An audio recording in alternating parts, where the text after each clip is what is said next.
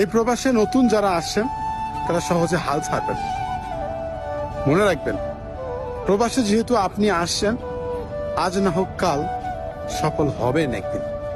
শুধু সময়ের অপেক্ষা, একটু কষ্ট করতে হবে।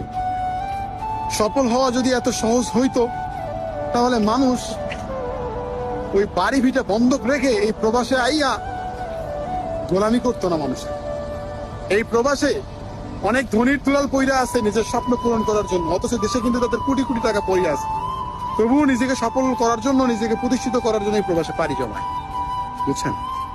তো সফল হওয়া এত সহজ না। যারা নতুন আসছেন, অল্প একটু ধৈর্য ধরেন, আল্লাহর কাছে শুকরিয়া আদায় করেন।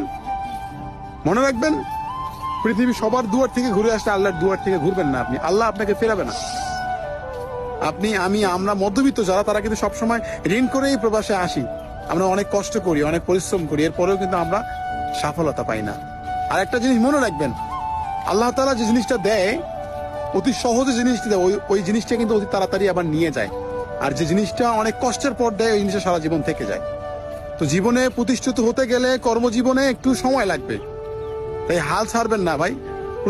এই প্রবাসে আপনি যে পরিস্থিতিতে আছেন, আপনি যে পজিশনে আছেন, তার থেকে অন্যের দিকে তাকান, তারাও কিন্তু আপনার থেকে ভালো নেই। আসলে এভাবেই আমরা কেউ কারো জায়গা থেকে ভালো নেই। সবাই সবার জায়গা থেকে একটু না একটু সমস্যা আছেই, কোনো না কোনো প্রবলেম আছেই। তো জীবনে চলতে গেলে, হাঁটতে গেলে, সমাজে থাকতে গেলে প্রবলেম থাকবে রে ভাই। চলাফেরা, প্রতিষ্ঠিত হওয়া, স্বপ্ন পূরণ করা এত যদি সোজাই হইতো, তাহলে মানুষ এই সোনার শরীর নষ্ট কইরা মানুষের গোলামি করতো না রে ভাই। ঠিক আছে? আমার কথাগুলো একটু মনে রাখবেন ভাই। কেউ হাল ছাড়বেন, নতুন